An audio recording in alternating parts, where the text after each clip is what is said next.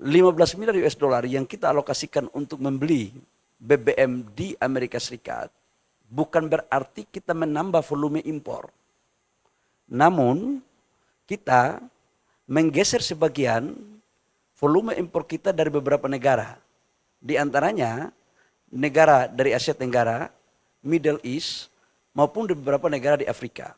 Dalam prakteknya nanti, pembelian ini sudah tentu akan memperhatikan mekanisme-mekanisme keekonomian yang saling menguntungkan. Baik menguntungkan kepada pihak Amerika Serikat dan badan usahanya, maupun dari pihak Indonesia. Kita tahu bersama bahwa dalam perjanjian tersebut telah dimuat secara jelas bahwa untuk memberikan keseimbangan neraca perdagangan kita, maka kita dari sektor SDM akan membelanjakan kurang lebih sekitar 15 miliar US dollar. 15 miliar US dollar yang kita alokasikan untuk membeli BBM di Amerika Serikat bukan berarti kita menambah volume impor. Namun kita menggeser sebagian volume impor kita dari beberapa negara. Di antaranya negara dari Asia Tenggara, Middle East, maupun di beberapa negara di Afrika. Dalam prakteknya nanti, pembelian ini sudah tentu akan memperhatikan mekanisme-mekanisme keekonomian yang saling menguntungkan. Baik menguntungkan kepada pihak Amerika Serikat dan badan usahanya, maupun dari pihak Indonesia. Begitu kami mendapat arahan dari Bapak Presiden Prabowo, begitu 90 hari ke depan sudah selesai, maka langsung kita mulai tahapan eksekusi. Jadi ini langsung bisa berjalan supaya tidak ada suatu persepsi yang berbeda dari teman-teman yang ada di sana. Bapak Ibu semua, kita tahu bersama bahwa dalam perjanjian tersebut telah dimuat secara jelas bahwa untuk memberikan keseimbangan neraca perdagangan kita, maka kita dari sektor SDM akan membelanjakan kurang lebih sekitar 15 miliar US dollar. Dari 15 miliar US dollar ini terdiri dari membeli BBM jadi, kemudian LPG dan crude. Sudah barang tentu ini adalah merupakan langkah sejarah baru kita membeli dalam jumlah yang besar. Dan nanti akan dijelaskan oleh Dirut Pertamina tentang teknis implementasinya. Bapak Ibu semua, 15 miliar US dollar yang kita alokasikan untuk membeli BBM di Amerika Serikat bukan berarti kita menambah volume impor. Namun kita menggeser sebagian volume impor kita dari beberapa negara. Di antaranya negara dari Asia Tenggara, Middle East, maupun di beberapa negara di Afrika. Secara keseluruhan, neraca komoditas daripada pembelian BBM kita dari luar negeri itu sama, cuma kemudian kita geser. Dalam prakteknya nanti, pembelian ini sudah tentu akan memperhatikan mekanisme-mekanisme keekonomian yang saling menguntungkan. Baik menguntungkan kepada pihak Amerika Serikat dan badan usahanya, maupun dari pihak Indonesia. Kita tahu bahwa impor kita cukup besar di LPG, kurang lebih sekitar 7 juta ton per tahun. Dan salah satu yang selama ini sudah kita lakukan juga adalah sebagian kita ambil dari Amerika. Tapi volumenya kita akan naikkan. Ini dalam konteks BBM.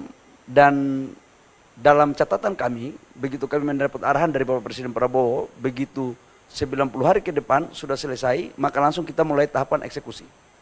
Jadi ini langsung bisa berjalan supaya tidak ada suatu persepsi yang berbeda dari teman-teman yang ada di sana. Yang kedua, kami juga menjelaskan tentang mineral kritikal. Bahwa Indonesia menganut asas politik bebas aktif dalam konteks pergaulan diplomasi luar negeri.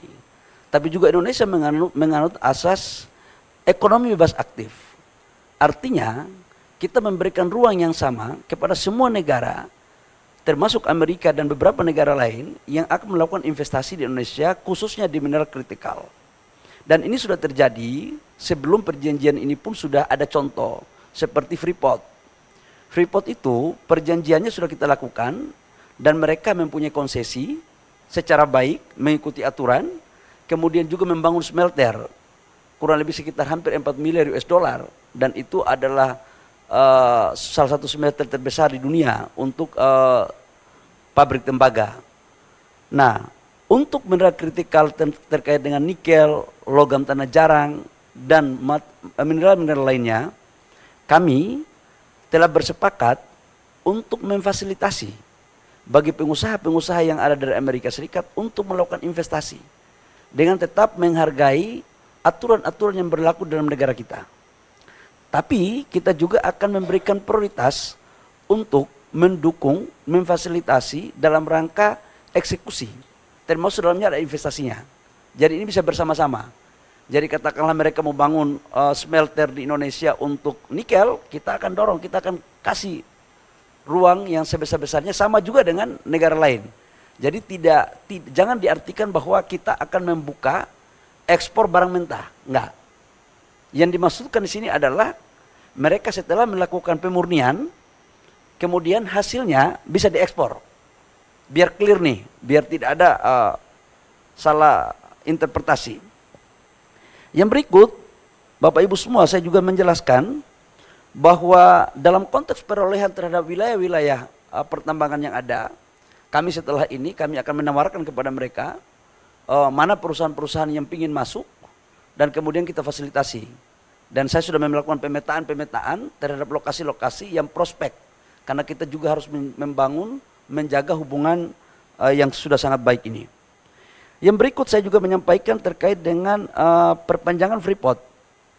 Bapak Ibu semua, kita tahu bahwa 2 tahun terakhir telah kita melakukan negosiasi komunikasi intens antara pemerintah Indonesia, Mind ID dan Freeport McMoran. Secara kebetulan puncak produksi Freeport itu puncak-puncaknya 2035. Kita tahu bahwa konsentrat Freeport sekarang memproduksi 1 tahun pada saat belum terjadi musibah itu mencapai 3,2 juta ton biji konsentrat daripada tembaga yang menghasilkan kurang lebih sekitar 900.000 lebih tembaga dan kurang lebih sekitar 50 sampai 60 ton emas. Dan produksi ini adalah merupakan hasil eksplorasi yang dilakukan pada tahun 2002-2003. Karena ini eksplorasinya di underground, itu membutuhkan waktu kurang lebih setahun.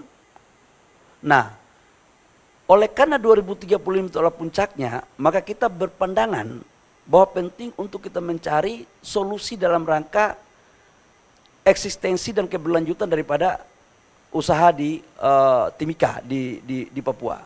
Maka hari ini komposisinya adalah saham kita dari 100% itu kita punya 51%.